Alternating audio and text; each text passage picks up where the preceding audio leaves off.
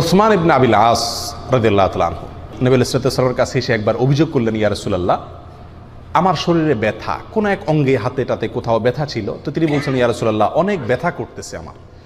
নবী সাল্লাল্লাহু আলাইহি ওয়াসাল্লাম তখন তাকে ডেকে বললেন, তুমি যেই জায়গাটা তোমার শরীরে ব্যথা করতেছে ওই জায়গাটা হাত দাও, ওখানে হাত দিয়ে 3 বার বলো বিসমিল্লাহ বিসমিল্লাহ বিসমিল্লাহ।